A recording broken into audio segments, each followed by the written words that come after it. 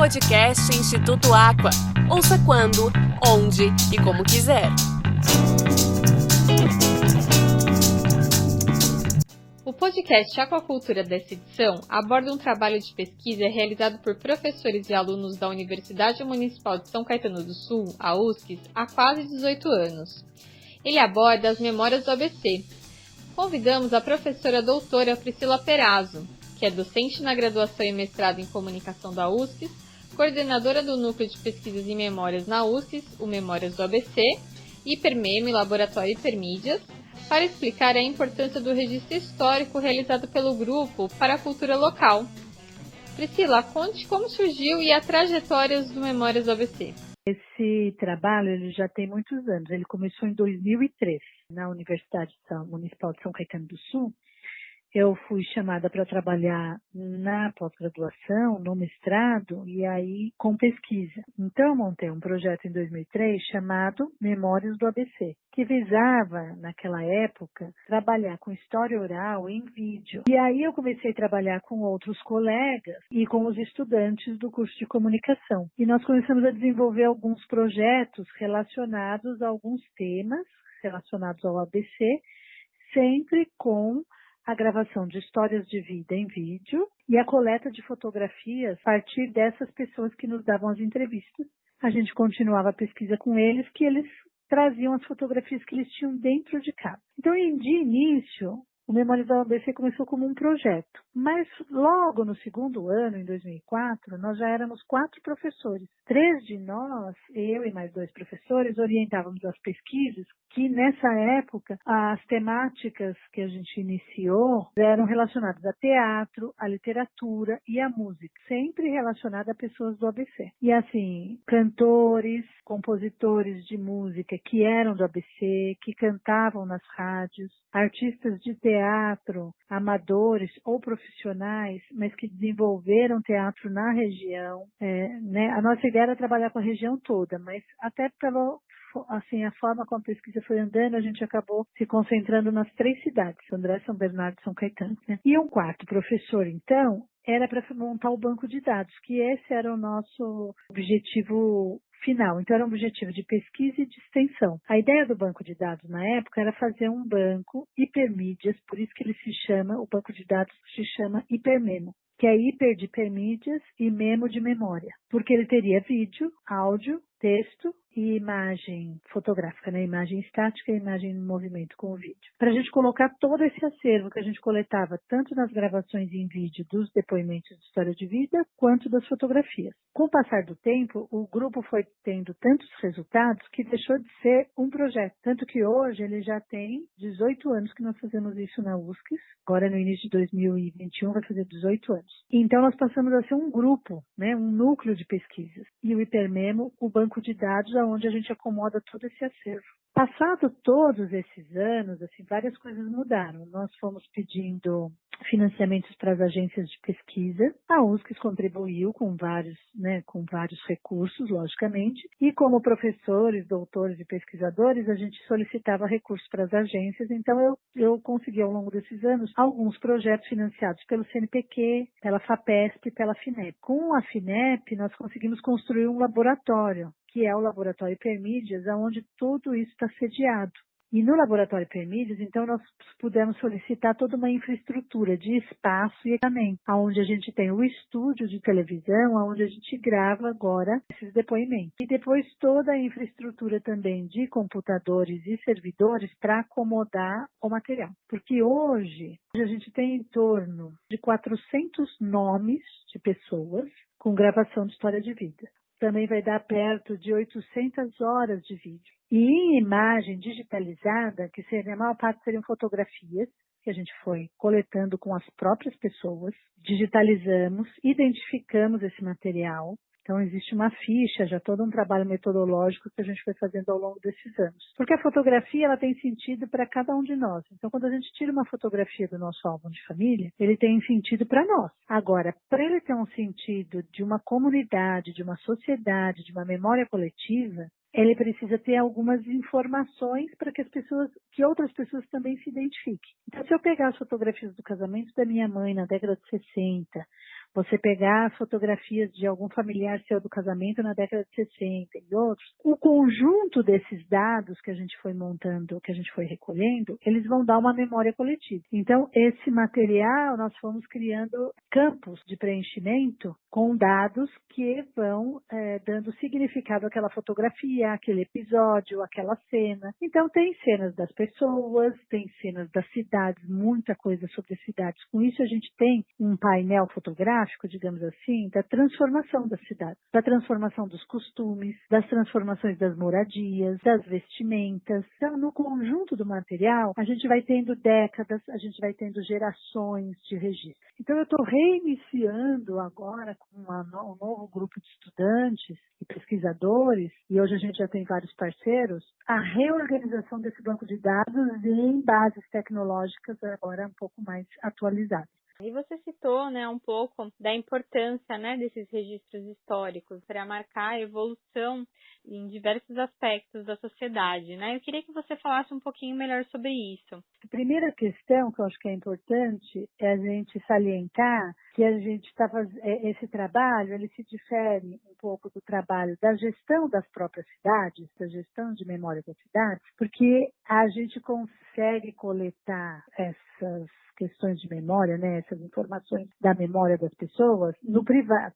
Então, não são arquivos públicos. Uma construção de uma memória, porque construindo todo esse acervo, a gente está construindo uma memória que é construída junto com a própria população, com as pessoas que são entrevistadas, a gente sempre chama assim, de pessoas comuns. Qualquer pessoa, entre aspas, pode ser entrevistada. Entre aspas, por quê? Porque tem alguns quesitos metodológicos que na pesquisa a gente tem que levar em consideração. Então, essa é a primeira, diria, a primeira importância, porque a gente preza muito nas nossas concepções assim, teóricas que dão fundamento a isso, essa noção dessa construção coletiva, porque as pessoas estão cedendo parte da vida delas para nós. Acho que a gente vai formando essa coletividade por essas pessoas comuns, né? Não é imposta por ninguém, nós vamos construindo entre nós. O que nós temos em comum desse grupo, com aquele grupo, e nós vamos encontrando. E a gente vai percebendo que ao longo de determinados períodos de tempo, algumas coisas se transformam mais rápidas, outras não se transformam, a gente vai percebendo as transformações e as permanências da história da região. E a outra perspectiva é na perspectiva do patrimônio. E aí, juntando essa questão de memória com esse acervo, o que a gente está constituindo é um patrimônio nosso, de certa maneira. Então, por isso a nossa preocupação agora tecnológica, para que isso possa chegar no maior número de pessoas, no maior público da região mesmo. Nós não estamos fazendo isso só para pesquisadores. Lógico que o nosso maior público, pesquisadores vão lá e usam esse material e fazem suas pesquisas, mas também para que as pessoas possam ter essa relação com a sua região, com a sua história, com o seu espaço, com o seu trajeto, com o seu coletivo, com o seu patrimônio, entendam o que foi o que eles mesmos, ou os seus ancestrais, os seus antecedentes construíram. Então, essa noção de pertencimento também pelo sentido que a gente vai dar ao patrimônio. Então, a gente também está trabalhando na dimensão do patrimônio cultural. E a gente já fez várias levas de temas. Como eu falei, o primeiro foi em função das questões artísticas. Cinema, música, literatura e teatro. Passamos alguns anos, aí uns 4 anos, com vários projetos diferentes. Então, quando a gente tem vários projetos diferentes, a gente consegue dar uma mapeada num espectro maior dessa temática. Depois, passamos algum tempo também estudando a questão das imigrações europeias para a região. A gente sabe que a gente é uma região formada por muitos processos migratórios, não só do exterior, da Europa para cá. Atualmente, inclusive, a gente não tem a imigração europeia, tem outros tipos de imigração, como a haitiana.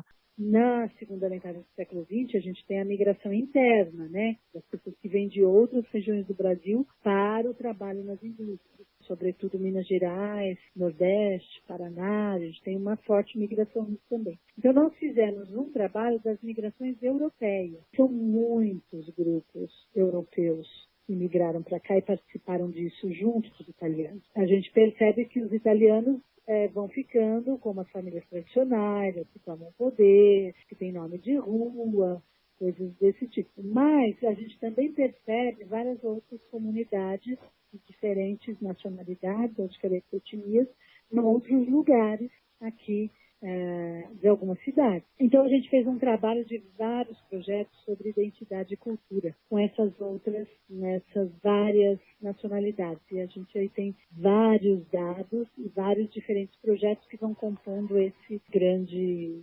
espectro, né? E, atualmente, o nosso espectro são as transformações urbanas. Nós estamos trabalhando agora com um grupo mais no sentido das transformações urbanas, dos pontos da cidade, dos pontos de transformação, dos pontos de memória.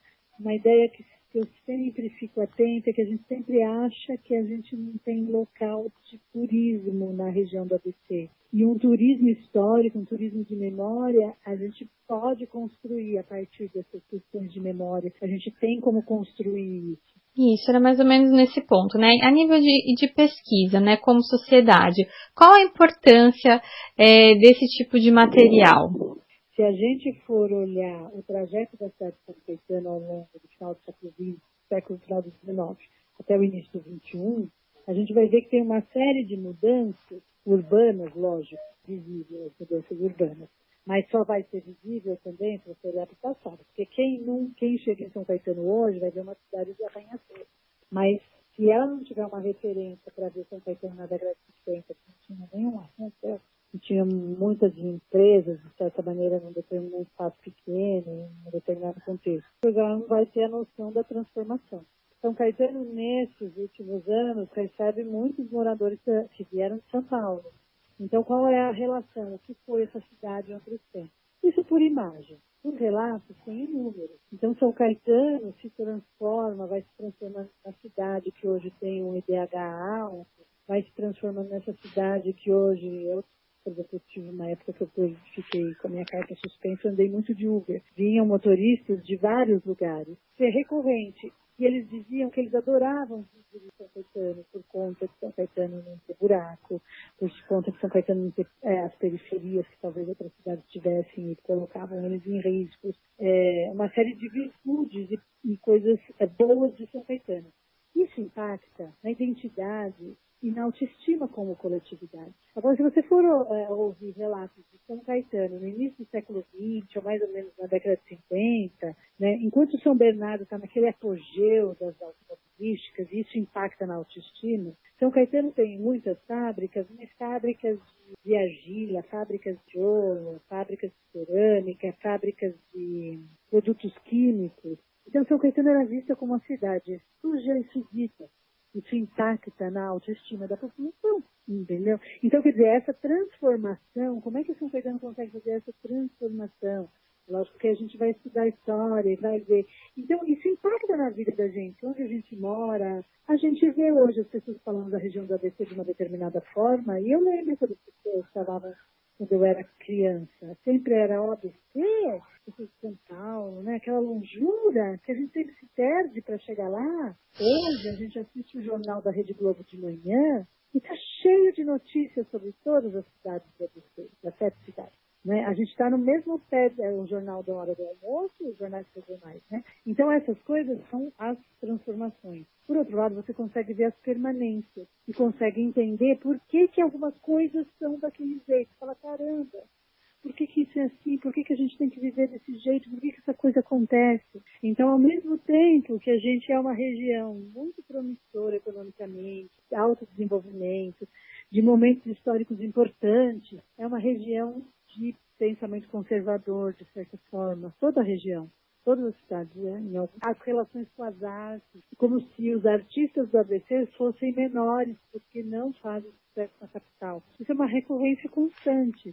Melhorou bastante. Eu ouço em alguns relatos hoje isso, mas quando as pessoas contam como era isso nos anos 50, nos anos 60, nos anos 70, nos anos 80, nos anos 90, a gente fala, caramba, algumas coisas mudaram, outras não mudaram tanto, porque a gente ainda não tem a potência de arte que a gente poderia ter com uma capital. Mas será que um dia a gente vai ter? Porque nós vamos ser sempre região metropolitana. Então, qual é a nossa identidade como região metropolitana? O que nós vamos fazer com isso?